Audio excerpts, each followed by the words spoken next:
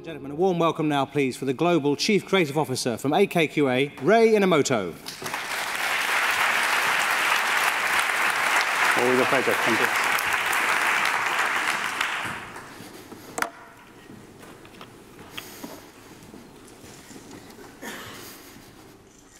Hello.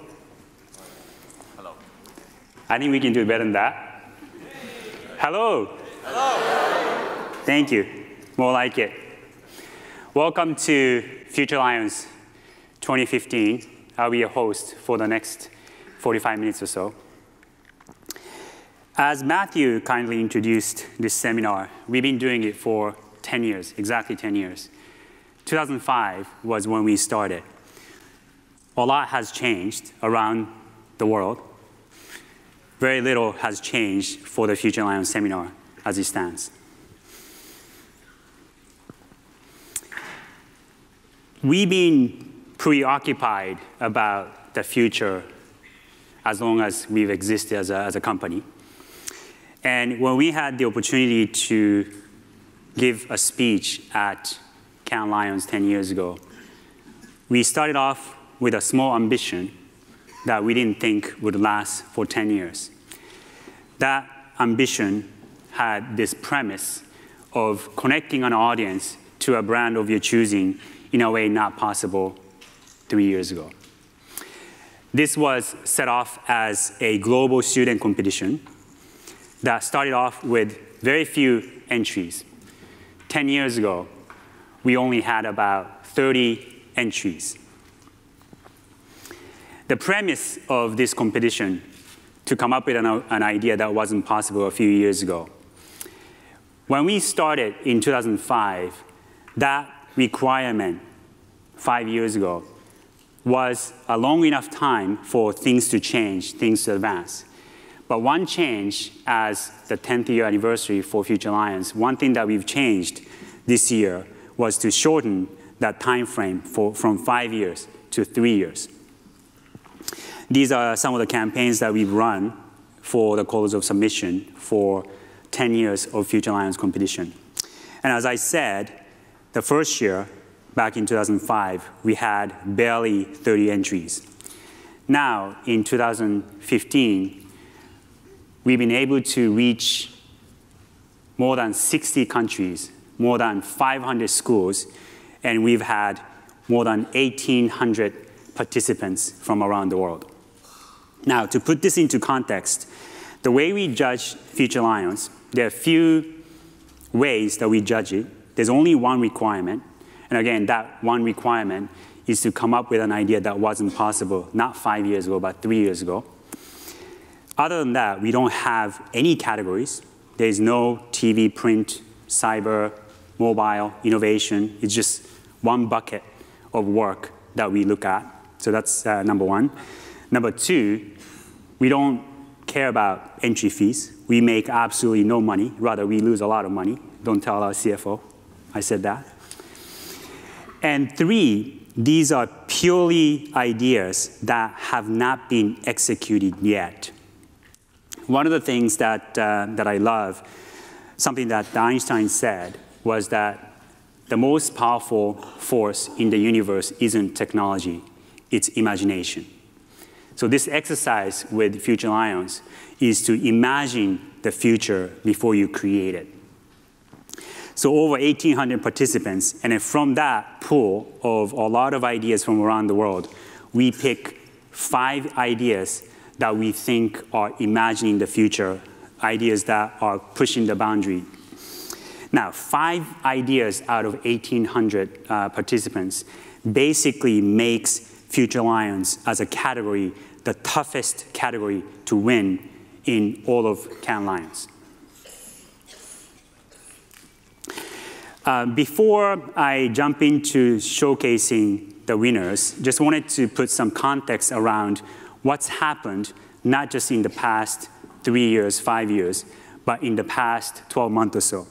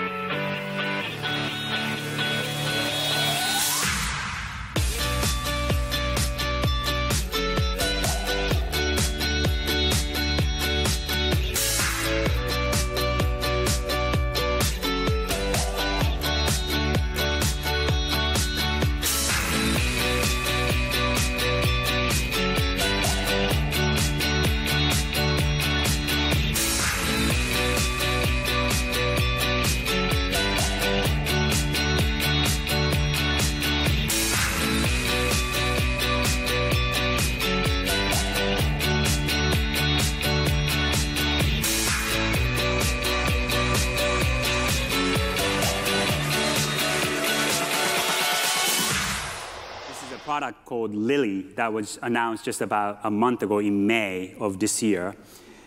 It would be released publicly for sale about a year from now.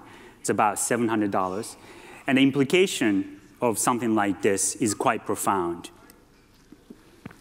Other than the fact that selfie sticks can now fly around you, it's smart enough to follow you even without you knowing that it's following you. So there's a little chip that's embedded into this product that follows you and that takes photos and videos of you as you're skiing down the slopes. Another thing that's also happening in the world around us. Did a human or computer write this? There are two paragraphs that you see, so let me read each of the paragraphs. A shallow magnitude 4.7 earthquake was reported Monday morning, 5 miles from Westwood, California, according to the US Geological Survey. The trembler occurred at 6:25 a.m. Pacific time at a depth of 5 miles. That's paragraph number 1. Paragraph number 2, Apple's holiday earnings for 2014 were record-shattering. The company earned an $18 billion profit on $74.6 billion in revenue. That profit was more than any company had ever earned in history. One of that paragraph was written by a human being, and one of those paragraphs was written by a machine. Which one do you think was written by a machine? 2? 2? 1? So who said 2? You said 2? All right, so I'm going with your prediction. Actually, the first one was written by a machine. So that makes you a human. So the point here is that the difference between what human beings can create and what machines can create, the difference is becoming more and more negligible. And 5 years ago, machines were not quite there in terms of the quality of the output of creativity that they were doing. It's getting to a point that the machine's creation is almost as good, if not better, than human beings. So to take that even further, here's another piece of reality. Algorithm pointed as a board of director. This is a true story. So a company created a seat specifically for a machine to be a board director at a company to make decisions to influence the course of a company. So the future, the past might have looked like this. And those of you who might be familiar with this image, it's an inside joke. So the boardroom of the 20th century looked something like this, where people are happy, people are dapper, people are clapping. It might become something like this.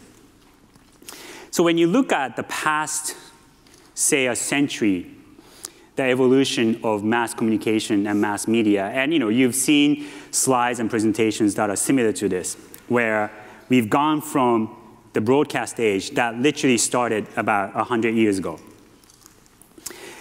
It was in 1920 in Pittsburgh in the US when there was the first commercially available public radio station that was introduced in October 1920. So that's 95 years ago, right? So that was the beginning of the broadcast age. A few decades later, that transitioned into television, as we know it, into what many companies and agencies might call the digital age. So that started, the conception of that was in the 1970s and 1980s when the government was creating this network environment to communicate with each other, which then got transitioned into the public mass market in the 90s with the first version of the World Wide Web. And one might argue that we are still living in that, whether you call it digital age or connected age or even social age, that's what's been happening for the past 20, 25 years or so. But that's actually becoming quickly the past of what's happening. And then the next evolution, as I mentioned in the previous few slides, is things becoming conscious, things becoming smart as human beings, and in some cases smarter than human beings. The AI age, where the brands and the companies and organizations, not only can they communicate with human beings directly, but they become, the brands become conscious and make their own decisions to decide on the course of a direction. So 2015 might be just the very, very, very beginning of what we call the age of artificial intelligence. So we're past the digital age, past the social age, past the connected age, and we are entering the age of artificial intelligence. So just wanted to set the context for some of the winners that I'm about to introduce. Some of the ideas directly speak to this point. Some of them may indirectly speak to this point, but just wanted you to have this as a context, as the backdrop of these ideas that you're about to see. Make sense? Thank you. I need some response, you know.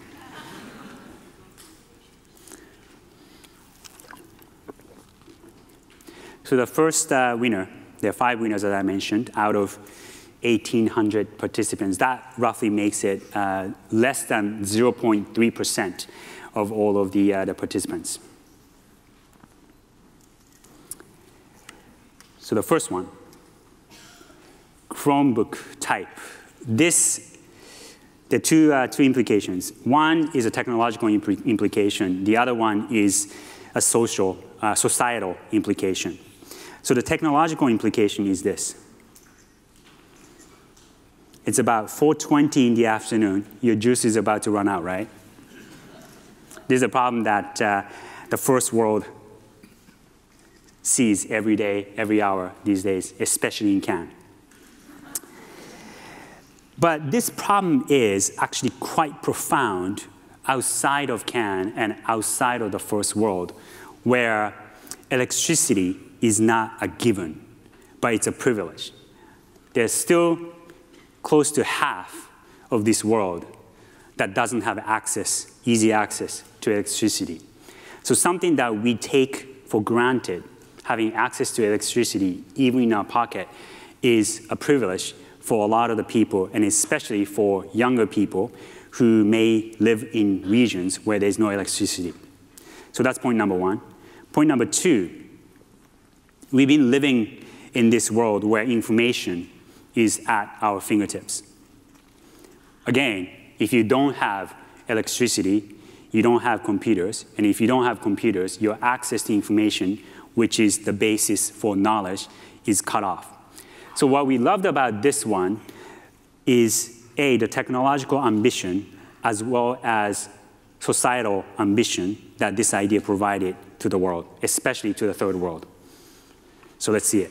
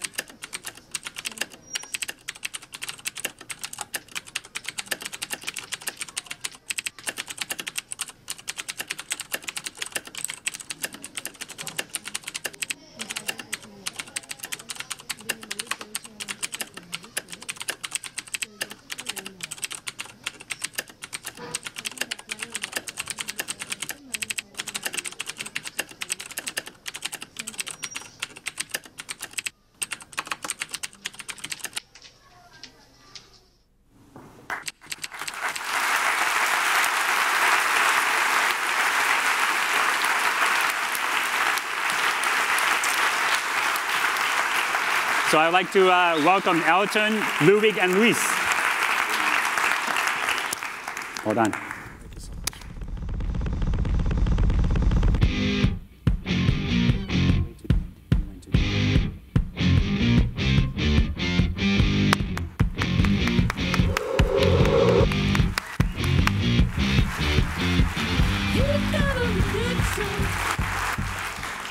a few more things I'd like to say about that piece. Two things. One, we scrutinized the feasibility of this idea. When we saw this idea, we were quite skeptical of the feasibility. Can typing, purely typing on a keyboard, produce enough electricity to power a laptop? To their credit, they've done their homework. They wrote me this long essay detailing the technical feasibility. We've done our own research as well. The second thing, if you noticed in the case study video, you don't see the work. It was just a text explanation of the idea. But we felt that the power of this idea was so profound that we could imagine the possibilities of this idea. So congrats to the winning team.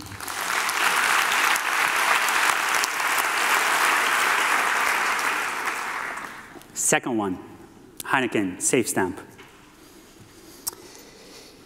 One of the leading causes of death, particularly in transportation, the first one is text driving, but the second one is drunk driving.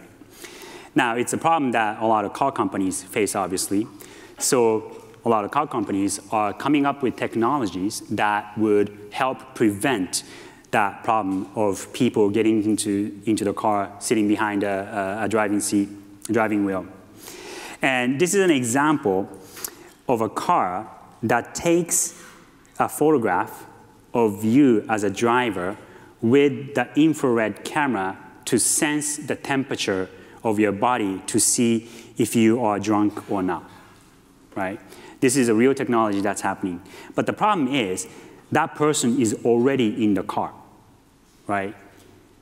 The cause, even before that, is people drinking alcohol and not being able to control themselves from getting into the car. Let's see how this idea can prevent that. There's a certain feeling you get after a couple of drinks. You probably know it. All of a sudden, you're a world-class singer, a modern Don Juan, a famed dance master. You're relaxed, excited, energetic, and confident. You feel invincible. So invincible that you think you're more sober than you really are. How can we let people know for sure that they aren't sober enough to drive? Introducing Safe Stamp from Heineken International. When people enter a bar or a club, instead of a traditional hand stamp, they'll get a Safe Stamp, a flat microchip that sticks to their hand using temporary tattoo paper. The microchip, originally developed for diabetics, attracts ions in sweat to measure blood sugar levels. Using the same mechanism, Safe Stamp will measure alcohol content in sweat as people go about their night. If it reaches 0.08, the legal driving limit, or higher, a small LED light on the Safe Stamp will glow blue to let them and everyone around them know that they are no longer safe to drive. Since each microchip only costs a few cents to make, it's an easy, low-cost way to curb drinking and driving. Through Safe Stamp, Heineken can not only help people have a good night, but also help them have a safe one too.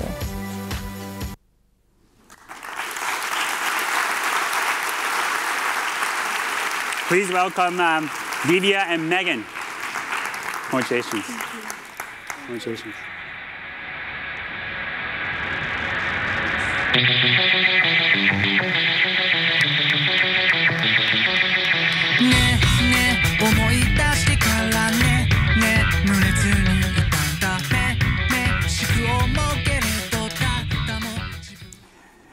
One of the things that we loved about this idea was how small the physical implementation of this is. Literally a little stamp that you put on your skin, the thickness, a millimeter or less, but the implication and the ambition is so big. So well done.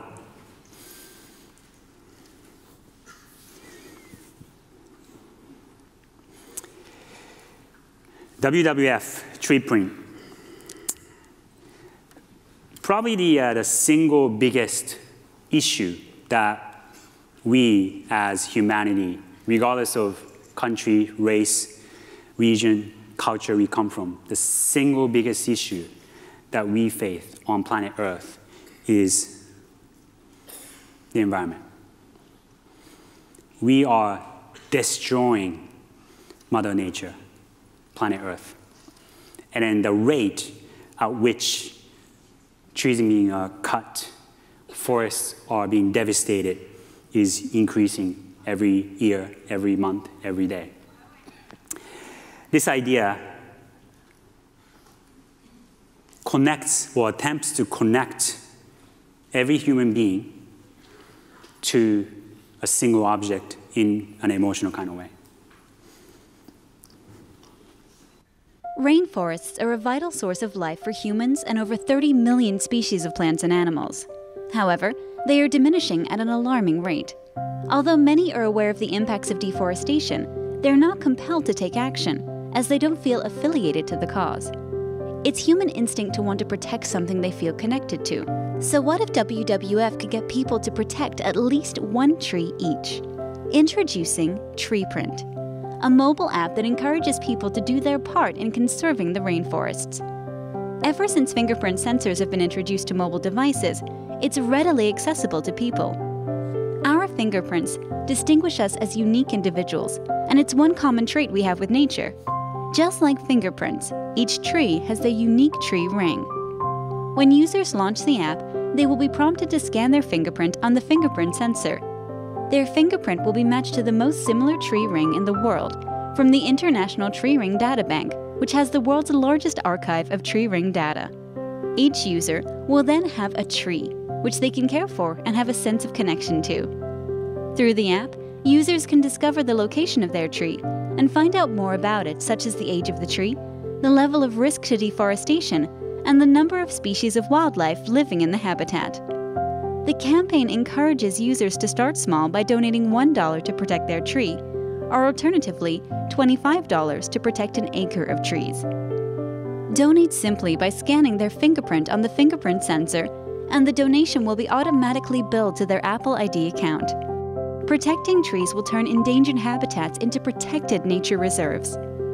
By connecting to Facebook, users can interact with their trees' neighbors from all over the world, and also check out where their Facebook friends' trees are located. Revolutionize the act of giving by protecting trees on behalf of loved ones while spreading awareness of the campaign at the same time.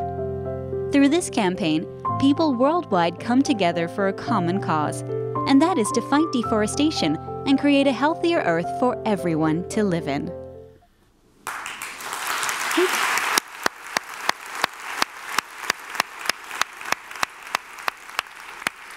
So Cheryl from Communication.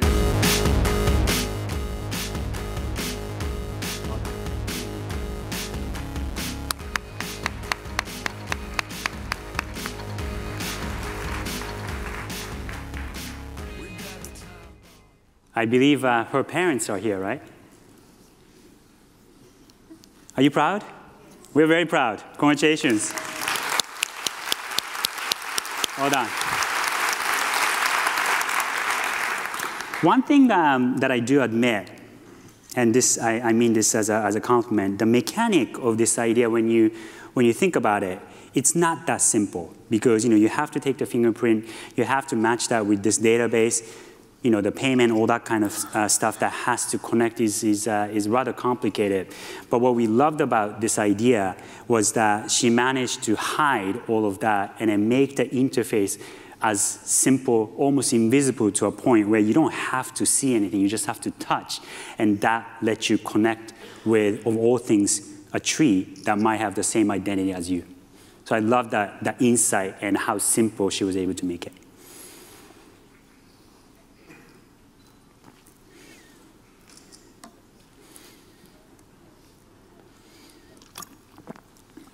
Another challenge that the world is facing is urbanization. So the flip side of the forests being destroyed, what's happening is that the cities are getting bigger and bigger and bigger. People are flocking to the cities. So what used to be a large city is becoming even larger, physically and population-wise, becoming larger than what they were 5 years ago, 10 years ago. So what that causes is essentially this: massive gridlock, congestion, traffic jams all over the world. And what that leads to is this. This is a rather ironic photo taken in New York. So the car in the center, the black car, is a car that you can hire like Uber, right? And the earning that you see in the back is a car hire company that you can call 777-777 to get a car. But then because of the abundance of cars, the ambulance who is trying to get to a location to save somebody's life is stuck behind all these cars, including the cars that you hire. Uber First Aid can potentially change that. When someone faces a medical emergency, there's always the hope to receive help as soon as possible, because acting fast is crucial. Ambulances and emergency medical staff exist for this very reason, and in large cities, such as New York, the median response time is 7 minutes. That amount of time could be okay in some situations, but it is definitely too long when someone's life is in danger. In these situations, first aid is essential. How is it possible to intervene before an ambulance arrives? In 2015, New York's Uber fleet counted almost 15,000 vehicles, exceeding even the number of taxis. Thanks to the large number of cars and their wide distribution around the city, an Uber car can arrive at a person's location in about 3 minutes. Uber was created to simplify people's lives. Why not give it a chance to save them? Introducing Uber First Aid, a system that combines Uber's efficiency with the need to respond to medical emergencies. After proper training, Uber drivers in New York will be equipped with a first aid kit and an automated external defibrillator. Whenever 911 receives a medical emergency call, the nearest Uber car is immediately notified. Once at the scene, the driver can provide first aid to the patient until the ambulance arrives. Uber First Aid could save many lives, not only in New York, but in every city where Uber is operating. Uber, the service created to simplify people's lives, can now save them.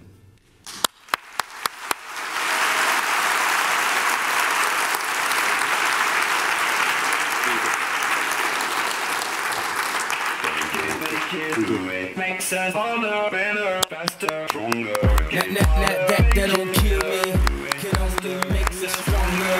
I need you to hurry up now, 'cause I can't wait much longer. So Andrea, Pierpaolo, and Francesco, congratulations. And we are also fortunate to have a few people from Uber today. We got in touch with a couple of senior important people at Uber, and we hope that this idea that they imagined becomes a reality in the not-so-distant future.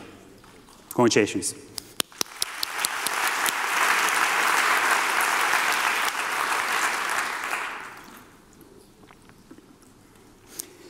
The last but not the least, a few things that I'd like to say about this one. Snapchat has become one of the biggest platforms in the last 4 years that it existed. As you saw in front of the Palais, there's a big ad from Snapchat as well. Going back to one of the points that I was making earlier about brands not only has become digital, but they're becoming conscious and becoming intelligent. This is a rather crude video that was shown at a technology conference, computer science conference, and the person who's standing in the middle has taught a machine to play the game of Breakout, and he gets a kick out of it. So let's watch him. This is after an hour of training, so about 200 games. So now you can see it's quantitatively better. It's getting the ball back around 30–40% of the time. It's still not perfect, but it's getting measurably better. Now after 2 hours or 300 games, it's better than any human can play this game.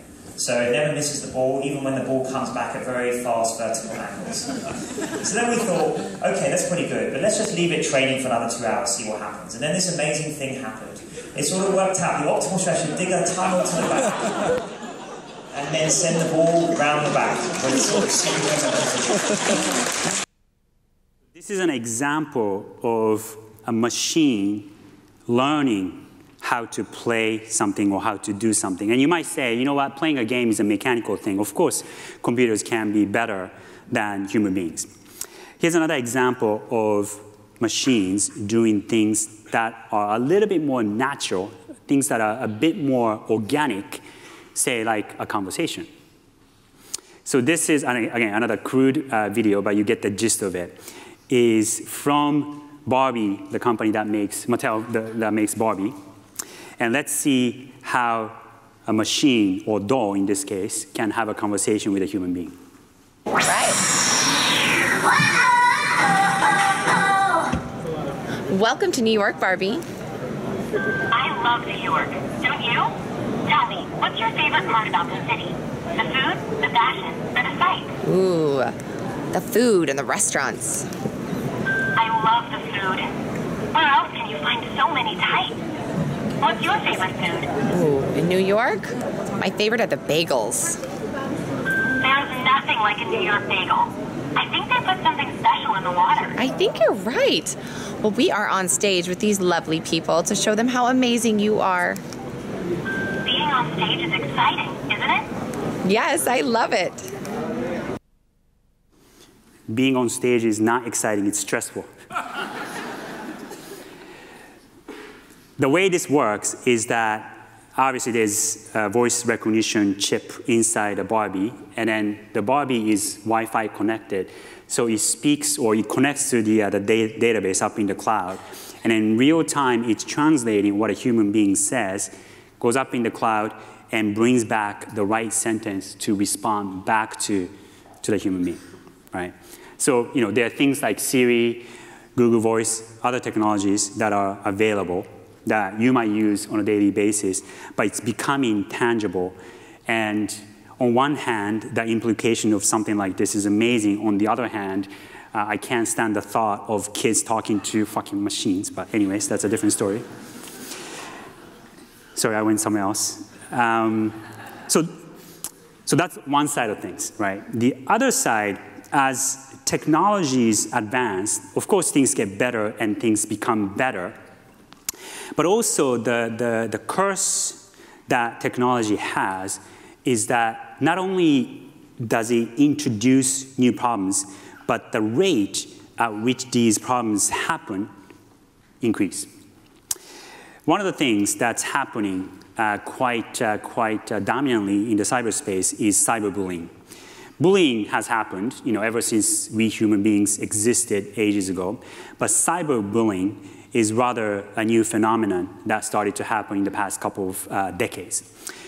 What's even worse is that between 2012 and 2013, the amount of complaints that people have received because of cyberbullying doubled in 1 year. This is a few years ago. So you can imagine that cyberbullying happening is increasing faster and faster. This idea, again, a very simple idea that's using a rather new platform to challenge one of the biggest issues, social issues that we face today because of technology. Let's watch it. The U.S. Department of Health and Human Services reported that 70.6% of young people say they have seen bullying in their schools. And bullied victims are 7 to 9% more likely to consider suicide. But only 1 in 10 teens tells a parent or school if they have been a cyberbully victim. We need a different way to help them. So, by partnering with one of the most secure messenger apps, Snapchat, Stop Bullying created a more secure and accessible platform to help bullied children. Introducing SnapHelp. SnapHelp connects children with professional doctors and psychiatrists around the nation, whenever and anywhere they need them, by adding a friend named Help.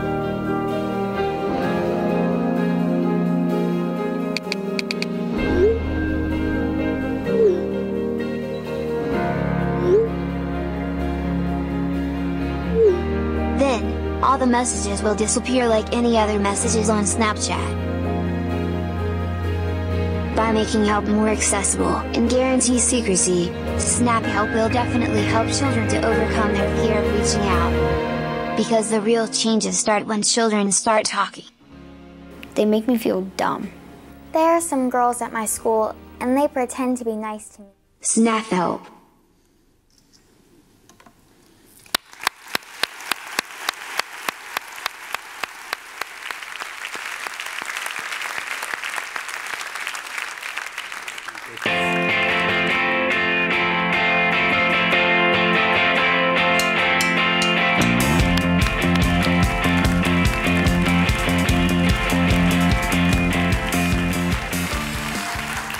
So I know Evan Spiegel, the founder and the CEO of Snapchat, is here. I don't know him directly, so if you know him, you can send a snap to him of that video.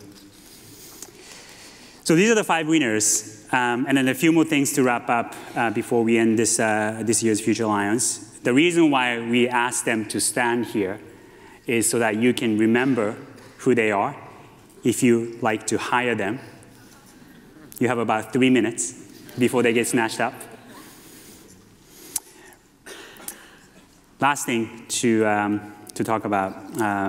So anyway, just to conclude, what we loved about the Snap Help idea, it mentioned in the video that it's using human beings to help these children who suffer from cyberbullying.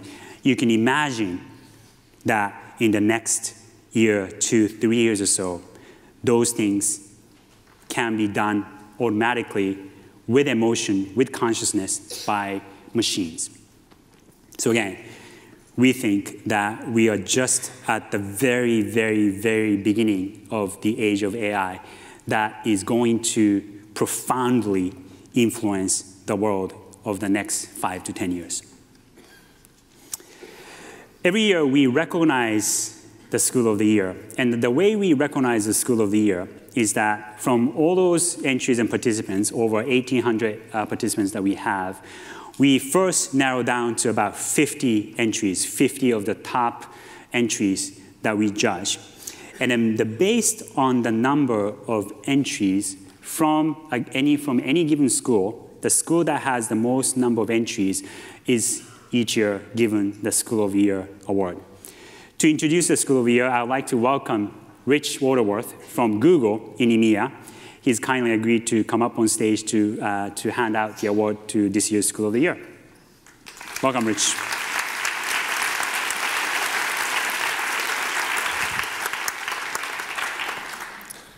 Thanks, Ray. And hello, everyone. Good afternoon. That was fantastic. What a great session. Some great pieces of work. So this is the second year that Google has partnered with AKQA on this session. And once again, I think we've been absolutely blown away by not only the quality, but also the quantity of entries. 1,800 students entering from over 60 countries. It's really pretty incredible. So it's unsurprising in a way that the work is of such high quality, but we've really loved being involved with it.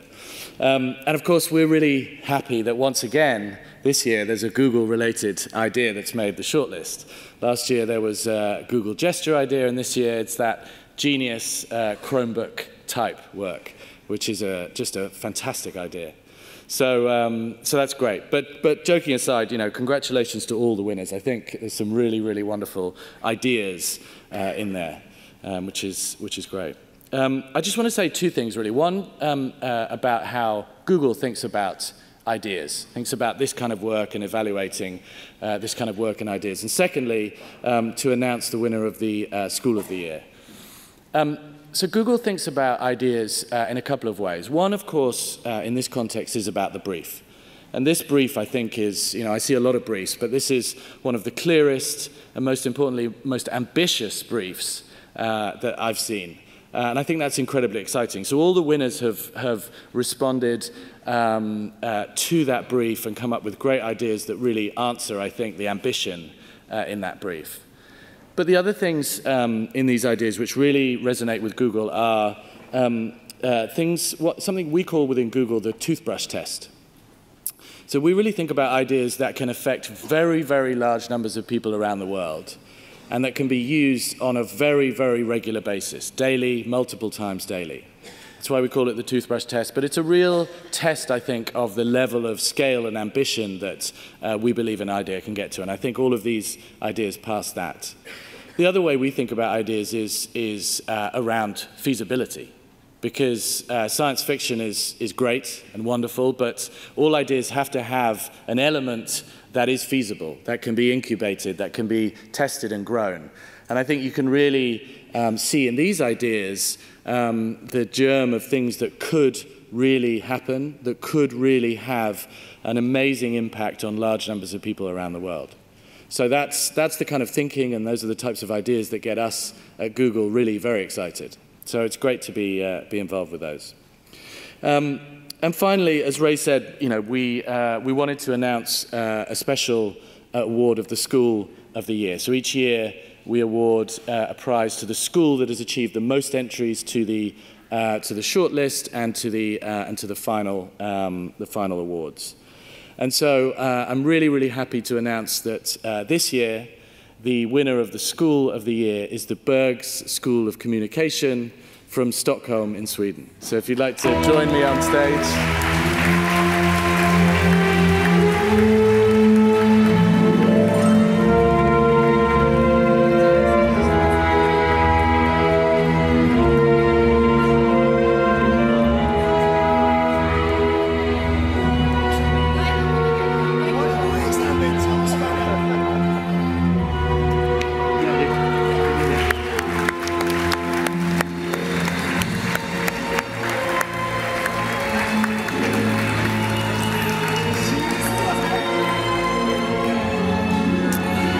So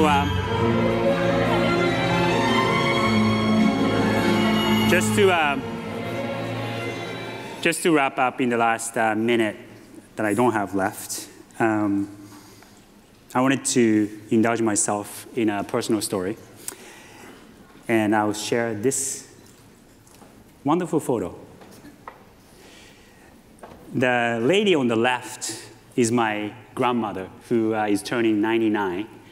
And the two little boys, one of them is me. I don't know which one I am, because I'm a twin. I'm a twin brother. I think I'm the one who's being held by my grandmother on the left. And then on the right, the young lady is my beautiful mom. A little bit about my grandmother, as she had an interesting upbringing. As I said, she was born in 1916, so that's almost 100 years ago, even before the invention of public radio. Radio became available in 1920. So almost 100 years ago, she was born. She is half Japanese and half English. At the time, this is right after the World War I, before World War II, when Japan was essentially fighting with everybody and pissing off every other country in Asia. True story. And Japan had this crazy notion that Japan is the superior country and the superior race, and Japanese race was the only race that mattered. So to be born half Japanese and half non-Japanese, in this case English, was a crazy, crazy circumstance into which she was born into. So that's in 1916. She grew up in the southern part of Japan, and eventually she moved to Yokohama, which is right next to Tokyo in the central part of Japan, and married a guy to have my mom, who's in the picture, as well as my uncle, who's 5 years older. So this is in the 50s.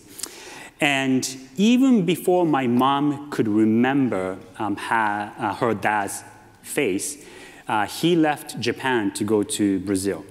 So again, in the 50s, half Japanese, half non-Japanese female getting divorced, and then to raise two kids was an impossible task, right? 10, 15 years later, when my mom was 19, my grandma decides to send her to France to study by herself, a young Japanese girl, half Japanese or quarter Japanese girl, being in a completely foreign country. to study French. Again, this is in the 60s, or actually in the 70s, in the early 70s. And then a few years later, my mom meets my dad. The rest is history. And the point of me telling this story that stems all the way 100 years ago, the very reason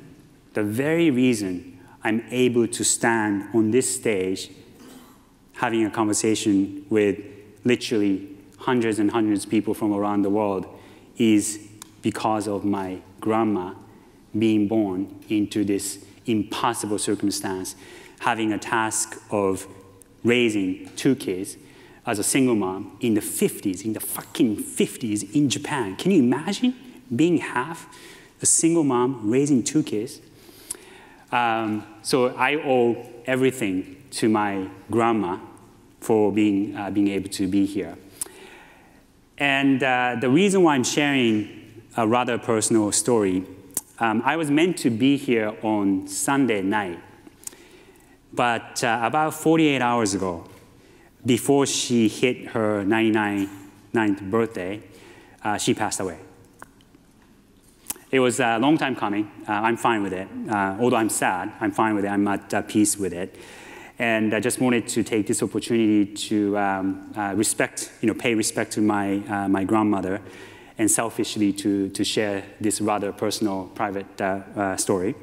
But I guess the bigger implication, and on the way, I just got here late last night, about 10:30 p.m. last night, and on the way here, I was thinking about this seminar and all the things that she had to go through and overcoming these impossible tasks that she had as a single female, half Japanese parent in a devastated country that was Japan back in the 50s, was that she overcame these impossible tasks. And reflecting on what we do today in this industry, our job is to make things possible. So the next slide, I actually had literally until about 40 minutes ago. It was about the possibilities of these ideas and the possibilities that the industry that we have faces in the next 5 to 10 years or so. But really, making the possible begins with something else, which is imagining the impossible. I think that's one of the things that's common about all of these ideas that we saw today, was that if we are just thinking about what's possible, that can only get us to the point where we have been in the past many years.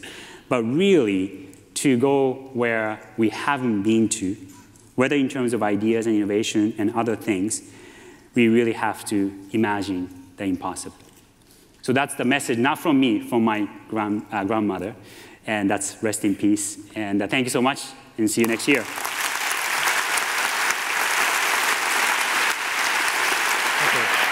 Ray Inamoto, everybody. Thank you, Ray, for being here today. And to our young lions for 2015, congratulations.